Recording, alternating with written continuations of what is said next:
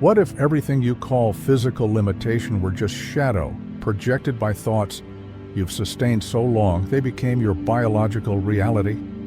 The body you inhabit in this moment, with all its strengths and weaknesses, vitalities and fatigue, is literally fabricated and sustained by the mind. Not metaphorically, literally. Each cell silently obeys the vibratory order of dominant thought.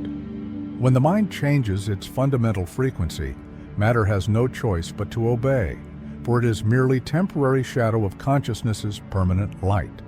Paramahansa Yogananda discovered this secret not through theory, but through devastating experience.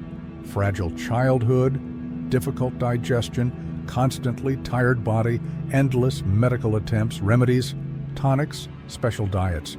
Nothing cured because medicine treated symptom, not cause. The cause was hidden in deeper dimension, ingrained belief in weakness, until his guru Sri Yukteswar revealed with authority that penetrates illusions, your limit is not the body, it's the idea you have about it. Today, you will discover how to generate true mental strength, that which transforms not just thoughts, but the very flesh you temporarily wear. The child Yogananda suffered not just passing discomfort, but fragility that seemed immutable destiny. Doctors did what they could, prescribed medicines, suggested diets, recommended rest, but weakness persisted, ignoring all external interventions. What no one understood, neither doctors nor a young sufferer, was that true problem didn't reside in physical organs, but in subtler layers where thought creates form. This apparent curse carried hidden blessing, because it was precisely this prolonged fragility that forced Yogananda to search more deeply, to question more radically, to discover truths a healthy and satisfied person would never seek. Physical weakness became portal to spiritual strength. Apparent limitation revealed itself as severe but necessary teacher. Without this initial ordeal, perhaps he would never have discovered secrets that would transform not just his own life, but millions of lives through his teachings. There was a critical moment, that turning point where despair meets possibility. Yogananda was exhausted from trying external solutions that didn't work, tired of depending on pills and potions bringing only temporary relief. It was in this void of all mundane hopes that his guru could finally plant seed of deeper truth. What you believe about yourself with unwavering conviction, this you become. Not eventually. Immediately. The turn begins when you decide, not wait, not try, but decide with your entire being to think and feel strength instead of disease. It's not superficial affirmation repeated mechanically while deep mind still believes in weakness. It's fundamental shift in identity. You stop seeing yourself as victim of defective body and begin recognizing yourself as creative consciousness that shaped this body and can reshape it. Practice now, place hand over heart, and declare not with hope, but with certainty. I am not this weak body, I am the power that created it and can recreate it in perfection. Feel the difference between desiring strength and being strength. Thought plus feeling generates creative vibration that molds energy, and through energy, molds flesh. It's not passing thoughts that create reality, it's those thoughts charged with intense emotion, sustained with total conviction, repeated, until they become more real than physical evidence itself. Faith is not passive hope or vague desire. Felt faith is direct biological command cells cannot disobey. Fear paralyzes prana, the vital energy animating entire body. When you live in chronic fear of disease, of weakness, of inevitable decline, you literally close floodgates through which cosmic energy flows to nourish your physical system. Confidence, on the other hand, releases this flow completely. What you believe with unwavering conviction doesn't just influence, but literally becomes measurable physiological reality. Sri Yukteswar told about Lahiri Mahasaya, master of masters, who fell ill with typhoid.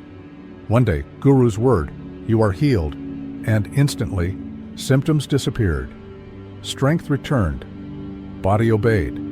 But days later, A visitor casually commented about dangers of typhoid relapse. This simple suggestion planted seed of doubt. Fear returned, and with fear, disease returned. Not because virus was still present, but because mind changed from healing command to disease command. When Guru again affirmed healing with absolute authority, health returned definitively. The lesson is devastating in its simplicity. Body reflects dominant belief at every moment. Where mind rests, in strength or weakness, health or disease, vitality or fatigue, their body constructs its reality. You're not trapped in present condition. You're trapped only in belief about present condition. Change belief deeply, not superficially, but at subconscious roots, and condition changes automatically. Affirm with power that dissolves all doubt. My body obeys my mind. My mind obeys my faith. My faith is rooted in divine consciousness that never knew weakness or limitation. The human being is not separate and isolated creation, operating by own limited force. You are conscious spark of cosmic mind, that infinite intelligence that created galaxies and coordinates movement of trillions of stars. Strengthening yourself mentally is not developing psychological muscle through personal effort.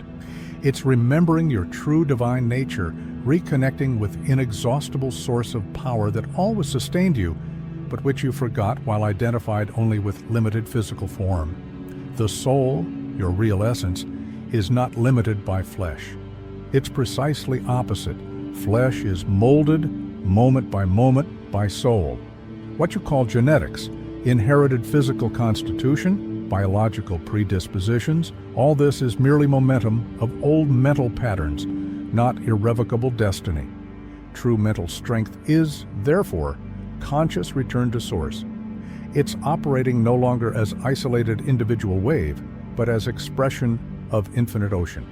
Yogananda describes moment of profound revelation when he finally understood he wasn't fragile body trying to reach strength through external means, but eternal consciousness temporarily experiencing limitation through false identification. In moment of this understanding, not intellectual but visceral, something fundamentally changed. Body began responding no longer to old patterns of weakness, but to new patterns of vitality. He was consciously imprinting through sustained faith. But what if only difference between weak body and strong body weren't genetics, diet, or exercise, but simply the story consciousness tells itself about its own capabilities? What if you could, in this exact moment, begin telling a completely different story, not based on past evidence, but on future possibilities you choose to manifest? What few realize is you're not discovering strength you didn't have. You're removing belief in weakness that obscures strength you always possessed. Declare, I am spark of divine mind. I participate in infinite power. No external limitation can imprison me anymore because I recognize my unlimited inner nature. The mind must learn to digest experiences just as body digests food. You retain what nourishes, discard what intoxicates. But most live inversely, ruminate infinitely on failures, injustices, limitations, while experiences of strength, courage, and overcoming are quickly forgotten. Developing conscious discernment about what you allow to inhabit your mental field is first essential step to generating true strength. Consciousness, without judgment, observing thoughts before they become physical commands, is indispensable daily practice. You're not trying to suppress thoughts of weakness by force, which only strengthens them through resistance. You're simply observing. There's a thought saying, I'm tired. There's a belief affirming, I'm weak. This neutral observation creates space where you can consciously choose which thought to feed and which to let pass, like cloud not affecting sky. Creative concentration is supreme technique.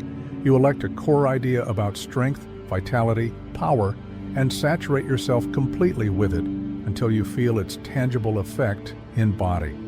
It's not passive visualization. It's total immersion, where you see strength, feel strength, breathe strength, move with strength. until line between imagination and reality dissolves and you simply are manifested strength. This practice requires initial discipline, but with repetition becomes natural as breathing. There was a student who practiced this technique with absolute dedication. Each morning, before allowing any other thought, he spent 7 minutes in total concentration on perfect vitality, saw golden light permeating each cell, felt infinite energy available at any moment, moved with confidence of one who never knew weakness. Within weeks, transformations began, not just subjective, but objectively measurable. Missing energy returned, failing digestion normalized, strength that seemed impossible emerged naturally. He didn't force changes. He simply maintained correct mental pattern consistently until body had no choice but to manifest it. Breath of faith. 1 minute dedicated to breathing not just air, but conviction. With each inhalation, affirm mentally, "Today I recreate vigor with power of mind that governs matter." Feel these words not as hope, but as fact being established in this moment. Exhale all doubt, all residue of old beliefs about limitation. I am declarations. 1 minute to anchor new identity through direct affirmations. I am strong, I am stable, I am serene. Don't say, "I will be," or "I want to be." This keeps strength in future that never comes. Declare in present, with authority of one recognizing already existing truth. Each declaration is brick-building new temple of strengthened identity. Sensory visualization, 2 minutes to see and feel strength vibrating intensely in body. Don't imagine vaguely, create vivid experience using all senses. See firm muscles, radiant skin, bright eyes. Feel energy circulating freely, vitality pulsing in every cell. Hear strong and regular breathing. This complete sensory immersion communicates to subconscious mind more powerfully than words. Neutral observation, 2 minutes to allow weak thoughts to arise and pass without engagement. They will come. They're moments of old patterns, but you don't feed them with attention. Don't argue against them. Don't try to forcefully suppress them. Just observe with detachment. There's an old thought trying to resurface, and let it pass like cloud that cannot stain sky. Physical seal. 1 minute to act with firmness, walk with strong posture, breathe deeply with intention, rise like one who never knew weakness. Body influences mind just as mind influences body. Strong movement reinforces strong thought in ascending cycle. Practice this protocol upon waking before habitual thoughts hijack the day. 7 minutes that literally recreate your bioenergetic reality. Repeating negative labels is subtle poison most ingest daily without realizing. My disease, my chronic problem, my constitutional weakness. Each time you claim ownership over limitation through language, you strengthen it energetically. Change to language of neutral observation. There's a temporary symptom instead of "I am sick." This simple change has profound effect on identity and, through identity, on biology. Thinking without emotion is common error of those trying to use affirmations but seeing no results. Cold ideas repeated mechanically while deep feeling remains at frequency of doubt create no form whatsoever. It's emotion, intense feeling, unwavering conviction that gives creative power to thought. An affirmation deeply felt for 30 seconds has more power than 1,000 mechanical repetitions without feeling. Returning to fear after moments of faith is devastating saboteur. You practice technique in morning, feel strength emerging, and then encounter first difficulty of day and immediately return to old pattern of doubt. Doubt is not just absence of faith, it's inverted faith, active command to manifest weakness. Develop constant vigilance over quality of thoughts throughout day, not just during formal practice. Expecting help only from outside, from doctors, medicines, treatments, therapies, keeps you in role of passive victim awaiting external salvation. Power is always an internal cause, not external remedy. This doesn't mean rejecting useful medical treatments, but understanding their auxiliaries, not primary causes, of healing. Cause is always in consciousness that creates body. Treat cause, and symptoms dissolve naturally. Affirm, I am cause of my condition, and therefore am also the cure. No external force can give me what I already possess internally. I reclaim my power now. Yogananda finally abandoned hopelessness, not through heroic effort, but through simple recognition of truth. He wasn't limited body-seeking strength, but unlimited consciousness, temporarily experiencing limitation through false identification. Within 2 weeks of this fundamental identity shift, new vigor began emerging, not gradually, not struggling, but naturally as plant sprouts from seed when right conditions are created. The body, previously weak and problematic, responded to new mental program with perfect precision. Not because Yogananda forced changes through willpower, but because he removed obstacles, limiting beliefs, false identifications, destructive thought patterns that blocked natural expression of vitality. Healing wasn't supernatural miracle violating nature's laws. It was conscious reconnection with divine mind that all was sustained, all was nourished, all was healed when permitted. What we call miracle is simply higher law operating when we finally stop blocking its manifestation through unconscious resistance. You're not hostage to symptoms you repeat in thoughts and words. You're author of states you sustain through attention and emotion. Each moment is new beginning, new opportunity to imprint different pattern, to tell different story, to manifest different reality.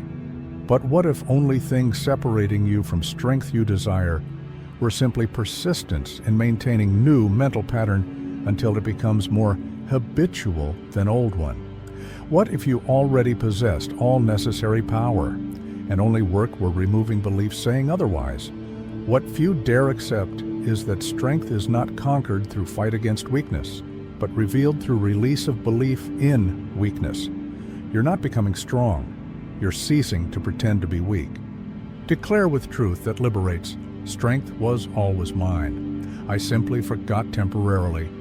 Now I remember, and in remembering, I become again what I always was, perfect expression of divine power. Where attention habitually rests, their body constantly works to manifest. If attention rests on weakness, observing symptoms, worrying about limitations, fearing decline, body faithfully constructs more weakness. If attention rests on strength, affirming vitality, visualizing perfection, feeling power, body faithfully constructs more strength. You are director, not passive spectator of this process. Each morning is sacred laboratory of recreation. Before allowing habitual thoughts to hijack consciousness, before checking messages or beginning activities, dedicate your first conscious minutes to establishing pattern for day. These first moments after awakening are when mind is most malleable, when subconscious is most receptive to new patterns. Use this precious time wisely, not for worry or anxious planning, but for conscious reprogramming. Choose your words like one molding destiny, because this is exactly what you're doing. Language doesn't just describe reality, creates reality at deep level where thought becomes form. I am energy, not I need energy. I am joy, not I seek joy. I am light, not I want illumination. Difference between these forms of speaking is difference between conscious creator and unconscious beggar. True mental strength is not strength of ego. It's not psychological muscle developed to dominate others or control circumstances. It's conscious faith in presence living in you, operating through you, sustaining you at every moment. It's recognition you were never alone, operating by own limited force, but always were channel through which infinite power flows when you stop blocking it with beliefs in separation.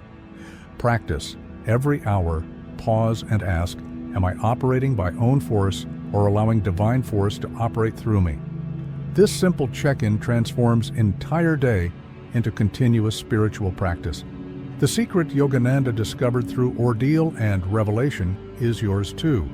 Body you inhabit is obedient child of mind you sustain. Change mind deeply, not superficially, but at subconscious roots where identity resides, and body follows automatically. You don't need to know how to make cells regenerate, how to regulate immune system, how to orchestrate trillions of simultaneous biochemical processes.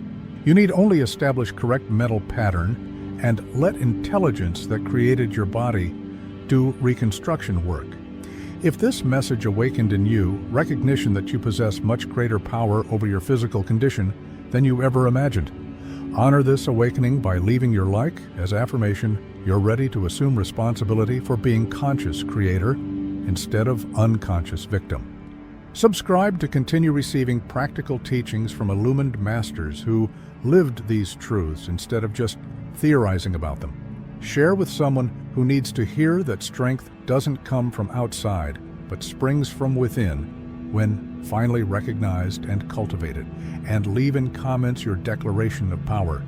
I am divine strength manifested in human form, affirming to universe and to yourself, you choose identity of power instead of identity of limitation. May blessing of divine presence envelop you in this journey of recreation, sustaining you in faith when external evidence hasn't yet changed, in persistence when old patterns try to resurface, in wisdom to recognize that true strength is not conquest but revelation. May you train mind daily with same dedication you train body, knowing mind is cause and body is effect, that consciousness is creator and matter is obedient creation. May you choose your words like architect chooses materials, your emotions like painter chooses colors, your thoughts like sculptor chooses form, recognizing you're constantly molding clay of your own bioenergetic reality. You are spark of divine mind. You participate in infinite power.